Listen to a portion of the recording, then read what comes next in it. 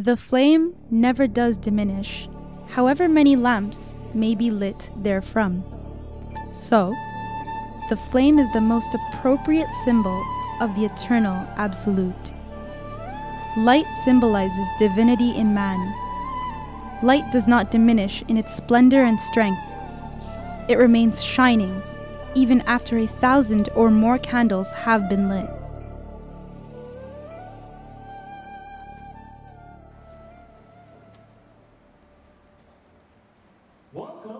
Welcome to Camp Unity, everyone! It's going to be a great summer with lots of fun activities. Alright, let's start by getting you guys settled down. First, get your name tags and drop your stuff off in your assigned cabins. Then, meet us right back here. Oof, what a day. Finally, we managed to get the kids to settle down. I think the day went really well. The kids were really drained after soccer. Definitely a good day. Especially when they chose you to get dunked in water. So, back to the schedule. I think we should wake...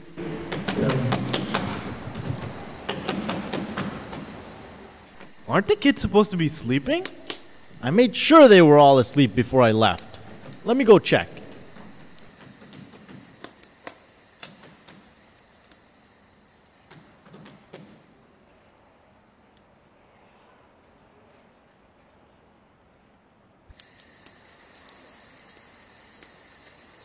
Hey, you guys should be sleeping.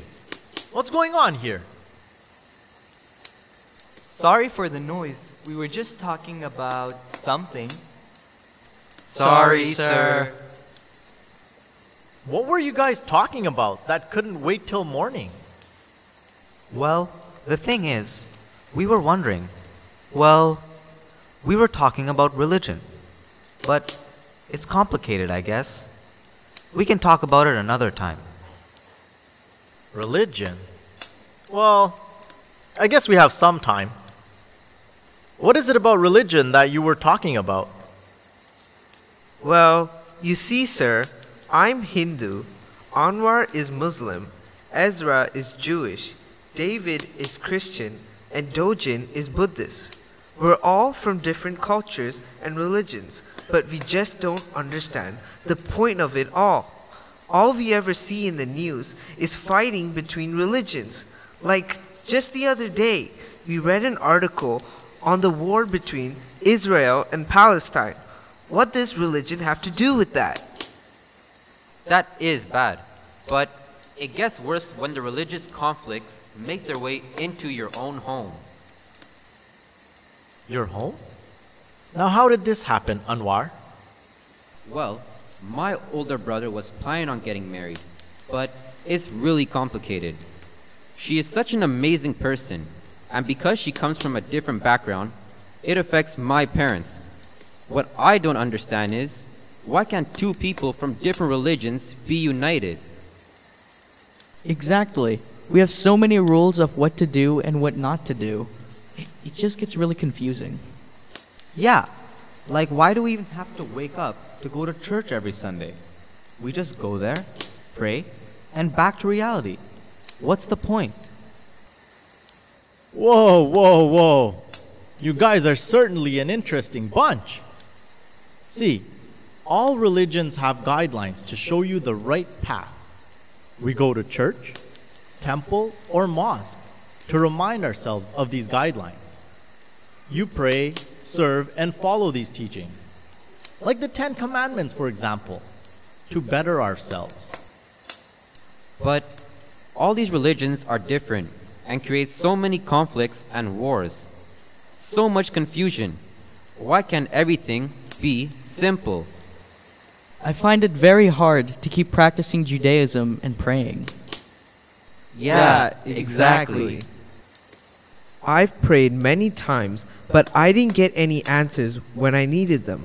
My parents taught me to help people when they are in need and always said, service, service, service. But when I told them I wanted to be counselor when I'm older, they told me it would be difficult to make a living.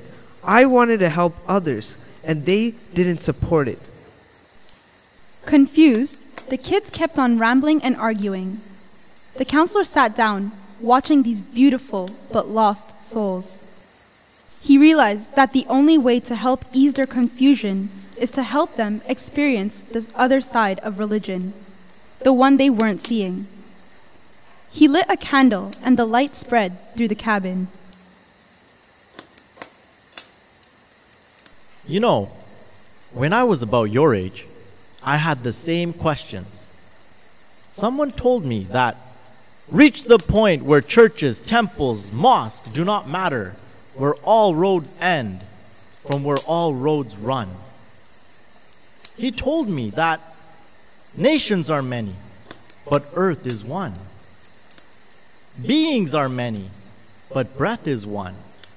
Stars are many, but sky is one.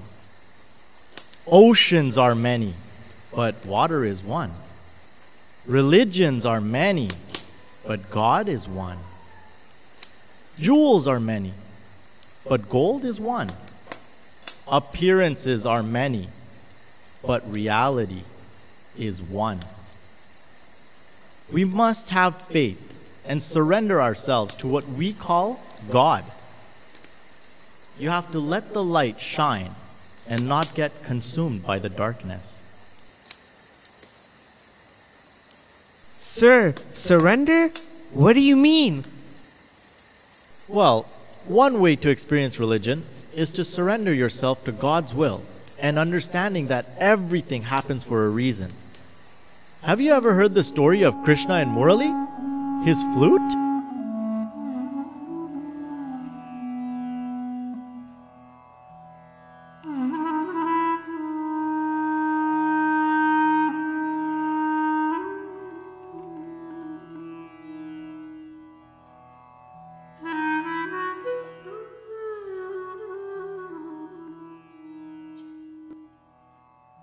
Every day, Krishna would go in the garden and talk to all the plants. I love you. Thank you for spreading your beautiful fragrance in my garden. Beloved Krishna, we love you too. Anything for you, Madhava. One day, Krishna was sitting in his garden, enjoying the chirping of the birds and the bristle of the wind. Suddenly, he rushed into the garden. He went straight to the bamboo tree. Krishna, what is wrong? Why do you look so confused? I have something to ask you, but it is very difficult. Tell me, my lord. If I can, I will do it. I have a deep yearning to savor the sweet melody of the flute, and for that, I need the finest bamboo tree. I need your life. I need to cut you down. If that is your wish, then I surrender to your will, my lord. Krishna began to cut into the bamboo tree, making holes, and all along, the bamboo tree was quietly crying. Although the pain was unbearable, the bamboo kept smiling at Krishna. When he was done, Krishna named his beautiful flute Murali and kept him close at all times. He would play beautiful melodies all day long, and this made the gopis jealous. Oh Yashodanandan, come for your meal. Leaving Murali on a rock in the garden, Krishna rushed towards his house. The gopis who were close by seized this opportunity to have a closer look at Murali. Oh Murali, tell us the truth. What does our Lord see in you that He holds you so lovingly and tenderly, day and night? Where lies the charm, the beauty, the grace and attractiveness in you? Will you not reveal this secret to us? We, the constant beggars of Krishna's love.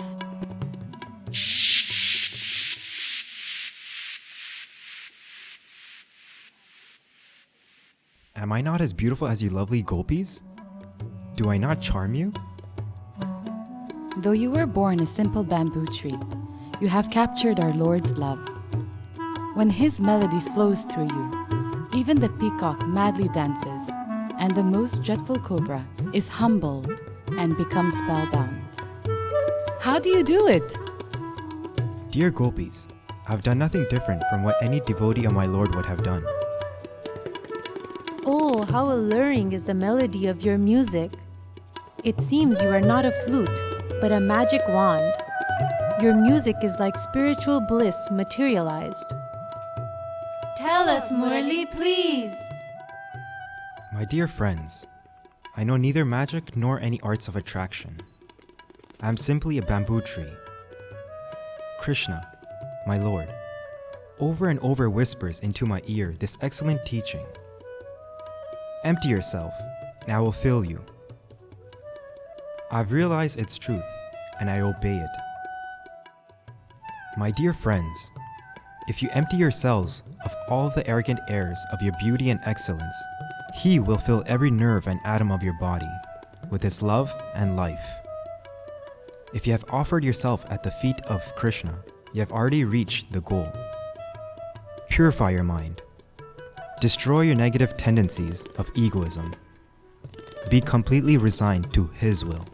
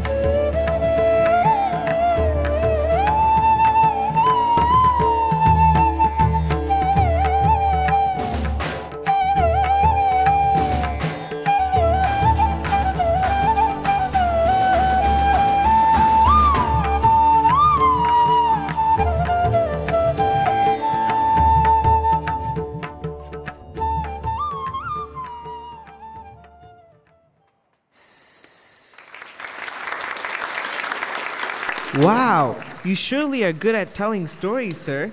I can't believe Murali went through all that pain for Krishna, but now I see how he surrendered himself and became his instrument. The gopis just had to love a little more and get rid of their bad qualities, right? Yes, David.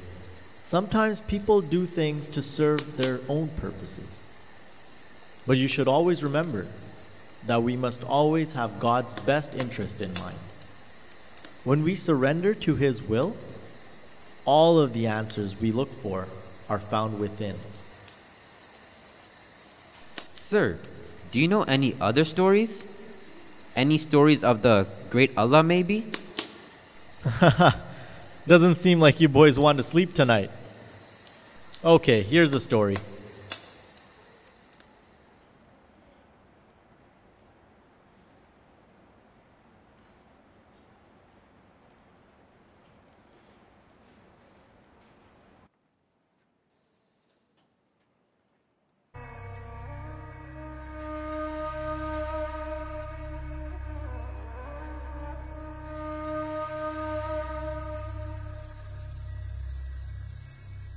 There once was a man who hated all things religious. He lived in a town where Islam was the reigning religion.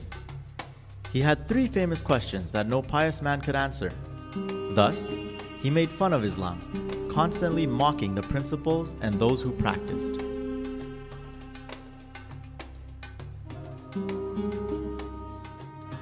What good is your religion? Why do you pray needlessly to a false god? Your holy men cannot even answer my 3 questions. What do you say to that? One day, a small 10-year-old boy was walking by, and he heard the man yelling and screaming at everyone in the street. The man was challenging anyone who would pass by to answer his questions. The boy stood quietly and watched, and then decided he would answer the man.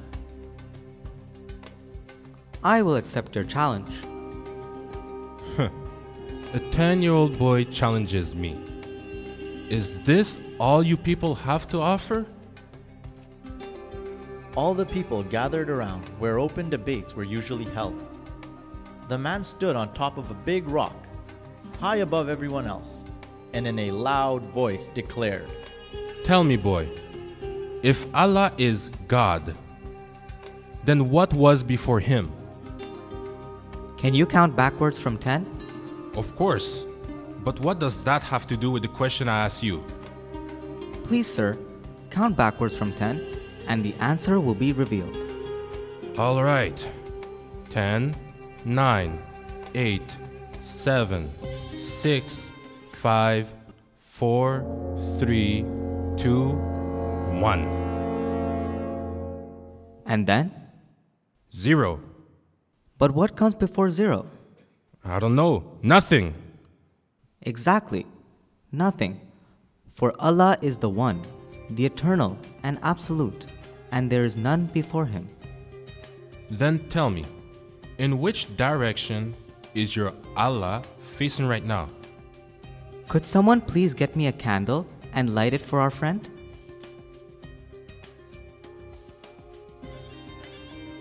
What is this supposed to prove? In which direction is the light from the candle going? It is going in all directions. Then you have answered your own question. Allah's light goes in all directions. He is everywhere. There is nowhere that He cannot be found. Okay, for my final question. If you're so confident in this God, what is He doing right now? Wait, you have had your chance to ask your questions from atop your perch.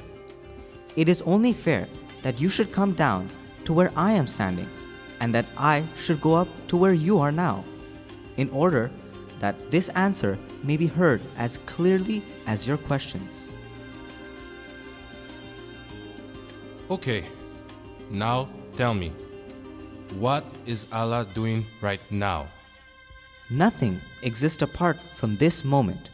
So, at this moment, when Allah found upon His high platform a liar and a mocker of religion, He caused him to descend and brought him lower. And as for the one who believed and had faith, He raised him up. The truth in this matter is that he who has faith, no explanation is ever necessary. But to the one without faith, no explanation is possible. My boy, tell me, where have you learned to answer these questions the way you did? Has Allah spoken to you? Is He somewhere? May I talk to Him? No, sir. Like I said, I just had faith. Be kind to the heart, and be kind to the heart in others. For true faith is knowing that there is much more than what can be seen, touched, heard, or felt. The man was so impressed and so moved by the boy's knowledge and spirituality that he embraced the boy, and from then on, he also embraced Islam.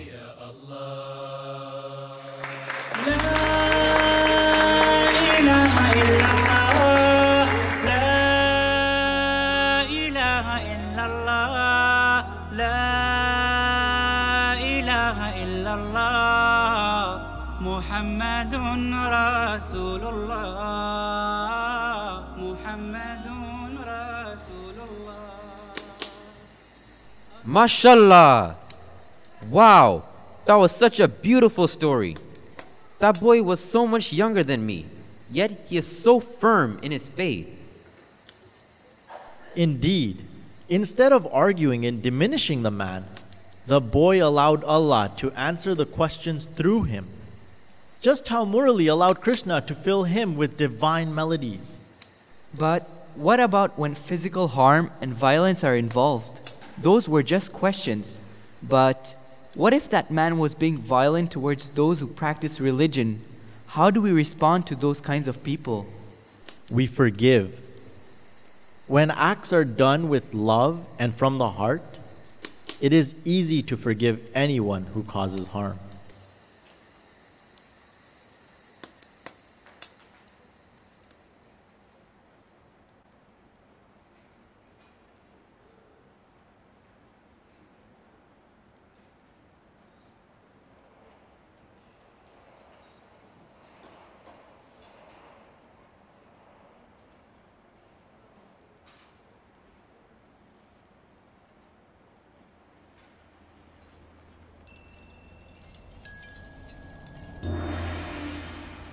There lived a monk who used to take a certain route to preach the message of Buddhism to the people of his village. Along this route, there lived one woman who could not stand even the sight of the monk. Day and night, she was lost in thought, brooding and planning on how to injure the Holy One, and how to prove to him that he was wrong, and that he was preaching nonsense. One day, the woman thought to herself, I may not be able to stop him from preaching this strange doctrine. I am going to disturb his peace and ignite the fire of anger in his heart. This will prove him wrong. The woman decided to throw dust and waste on the man as he walked by. The next day, even before the rays of the morning sun had entered her windows, she was busy sweeping her house.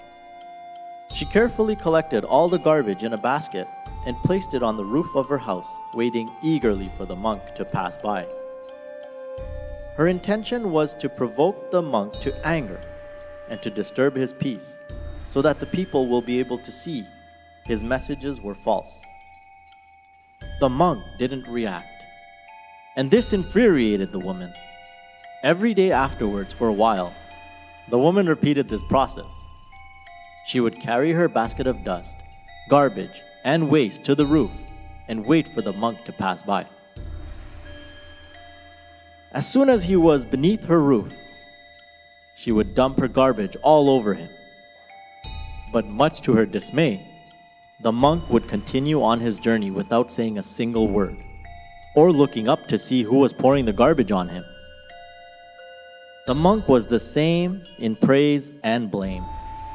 This routine continued, and the woman became more determined to provoke the monk. The monk continued to walk down the street every day, even pausing in front of the woman's house instead of picking an alternate route. One morning, the monk did not receive his usual shower of garbage as he was passing by the woman's house. So he stopped and looked up. He did not find the woman on the roof. He knocked at her door. Who is it? It is I, the monk. May I come in? I was just worried when I didn't see you on the roof. It led me to believe that something was wrong. Is everything all right? Do you need any help? I'm not doing well. Can you grab me some water, please? I'm so sorry for treating you the way I did. I'm really not a bad person. I was just so blinded by my anger.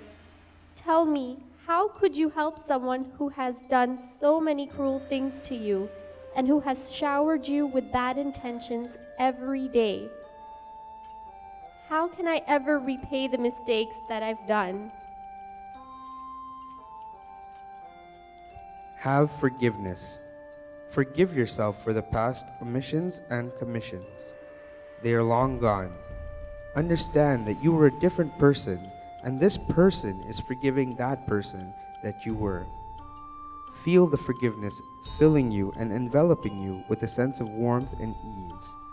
That is what I have practiced all my life. I do not hold on to anything, for nothing belongs to me.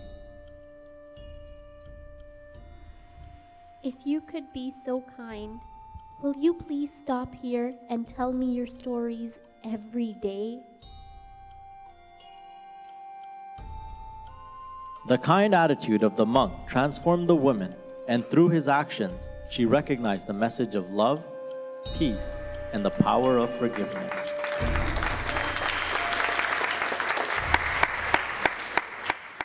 Wow!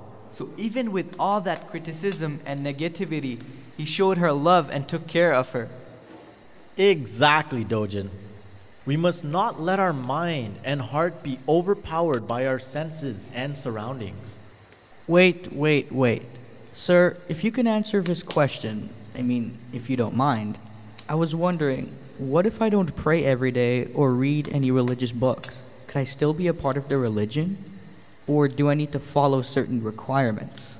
I feel lost. Ezra, there are always ways where one can connect with God. I remember a story my mother once told me when I was really young.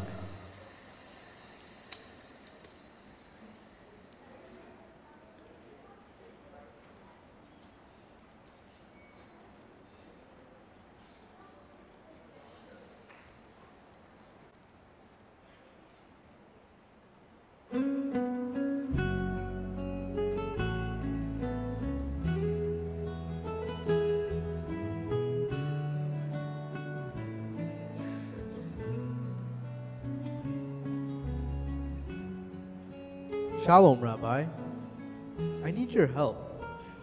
I'm not a good Jew, and I don't study enough. All I do is work. But I want to study more. I have a question. What do our great and holy rabbis study on Friday? Maybe I can study that. I feel so disconnected with our Lord.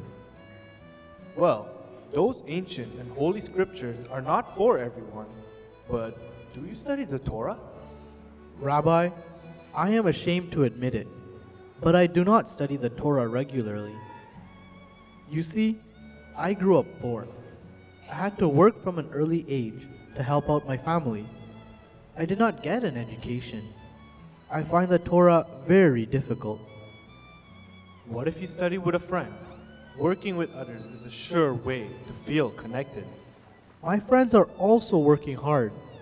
Besides, I don't have time to sit and study in a hall for hours.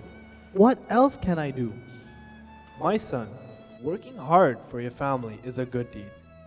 Maybe you can study the Torah once a week with the teacher's commentaries. Oh no!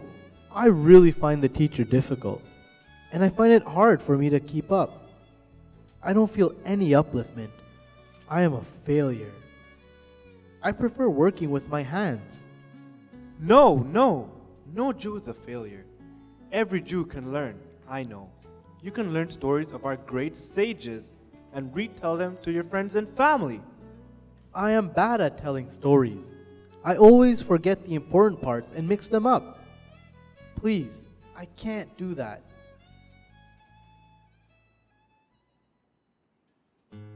יבוא שלום עלינו, עוד יבוא שלום עלינו, יבוא שלום עלינו ועל כולם. יבוא שלום עלינו, יבוא שלום עלינו, יבוא שלום עלינו ועל כולם. Oh, Rabbi, I love that tune so much. As soon as you started singing, I felt such a strong connection with you and with God. Sometimes it is not always the scriptures that connect us to our religions and God. We can always find other means to connect to them, whether it is through helping people, sharing stories, and singing songs. Everyone has a different tool, and in the end, every religion teaches us to love all and serve all. Thank you so much. I understand now. I feel connected to God. Thank you. Thank you.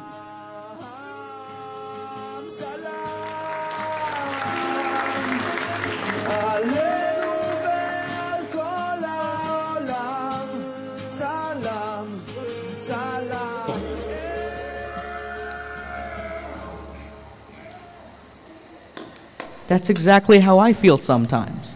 I find it hard to focus when I read long stories from the Torah. I myself do not read too much, so I feel that I am disconnected with God. Just like the young man, he learned that his way of connecting with God was through music. And that goes for all of you as well. Find a bridge that connects you to God.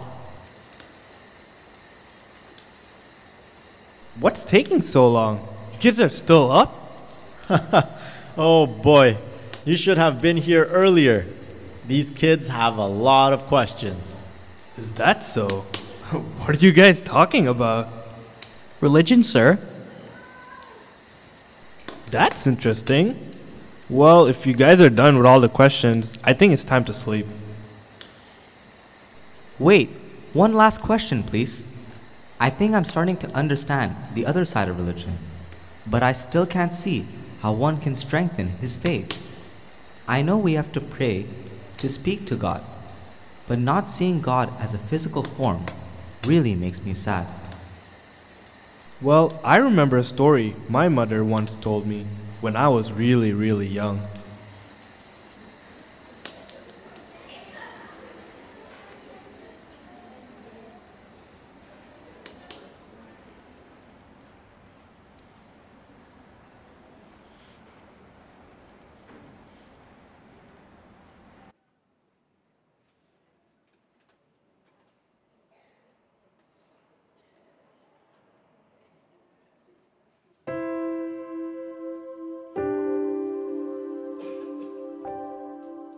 Hey Luke, this is Maury. He's going to be your roommate for some time. Hey. Nice to meet you. Looks like we're going to be roommates for a while.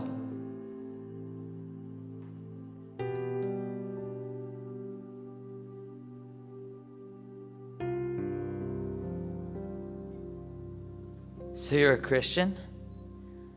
I thought I heard you whisper something from the Bible just now. Oh yes, Christian since birth.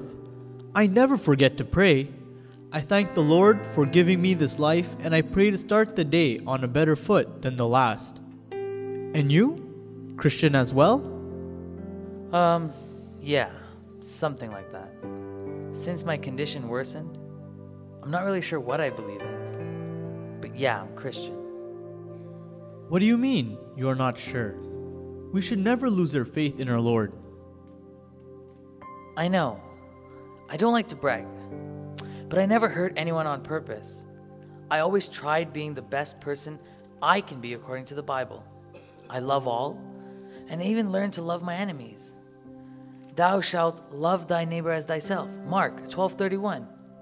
I'm well versed in the Bible and Christian studies, but recently, God has taken away my eyesight. But why me? What wrong have I done to deserve this? Well, Luke, I was placed next to the window. How about I describe what's going on out there? As time passed, Luke and Maury got closer and closer. Maury would describe everything he saw out the window. What's next? Tell me what happened. Number 13 just got the ball and passed it to number 7. Oh, he just passed 2 guys and lobbed it over and... oh, they score! What a beauty of a goal. Yes! I told you I had a feeling number 7 was good. The way he moves and thinks of passing the ball first. He's a team player, I'm sure of it. Is that a guy walking his goat? What do you mean his goat? No, I think he's actually walking a goat. It's a dog, Maury. I can't see and I know it's a dog. Anything else?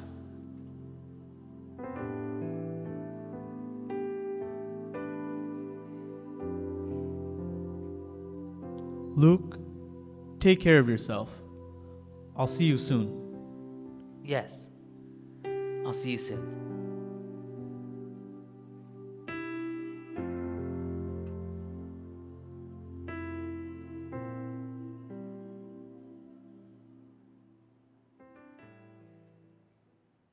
Hey, who lit that candle?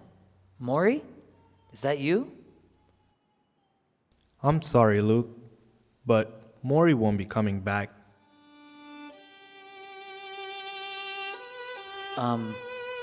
Nurse, would you mind telling me what's happening outside? Maury used to do that. Outside? Yes, outside the window. I'm sorry, Luke, but there's nothing outside. All I see is a brick wall.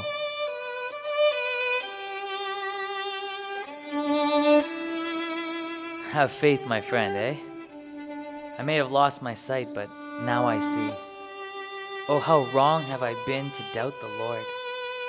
He sent his son Maury to show me that even though I lost my vision, I can still see the good in others. Oh, Maury, how amazing is the Lord to have given me the ultimate vision, a small glimpse of heaven.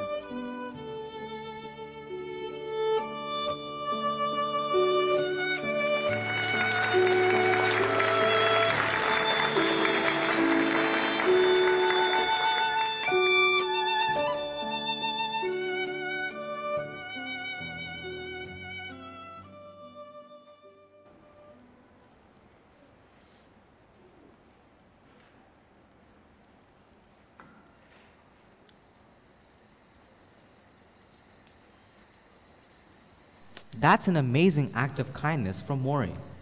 I understand better how we can still have faith without our senses. We have to see God in people.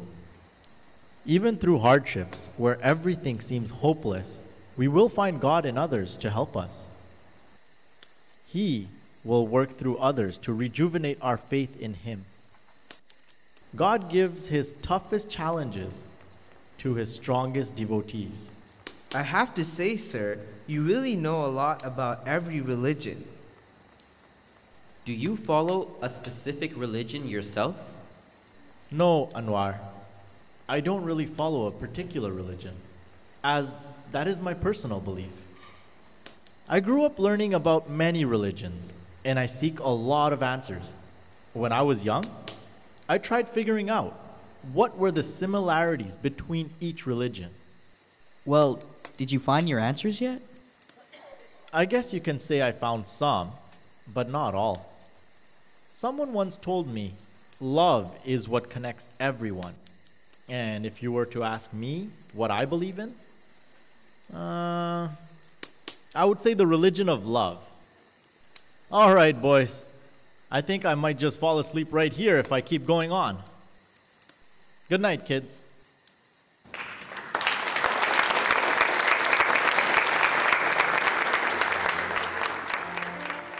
Remember, always keep the fire burning inside you. Never let it burn out. The candle is your faith, and the fire is your love. Keep it flowing through your body, and no matter what challenge you face in life, stay firm in your faith.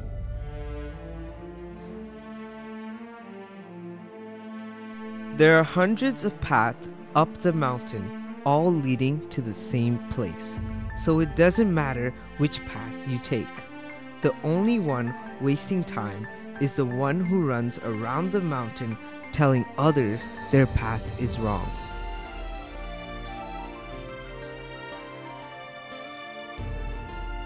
I believe in Allah because He believes in me and in you too. He made us Muslim, didn't He? That is a gift and a blessing. So believe in His plan for you because He believes in you. He has faith in you. He has a purpose for you.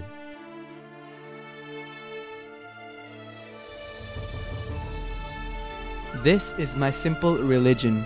There is no need for temples, no need for complicated philosophy. Our own brain, our own heart is our temple. Our philosophy is kindness.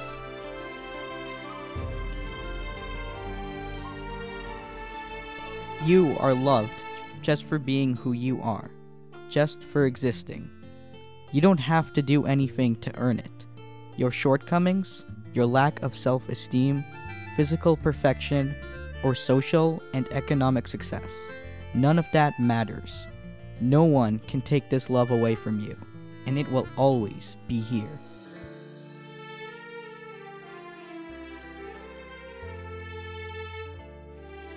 For God so loved the world that He gave His one and only Son. Though you have not seen Him, you love Him. And even though you do not see him now, you believe in him and are filled with an inexpressible and glorious joy, for you are receiving the end result of your faith, the salvation of your souls.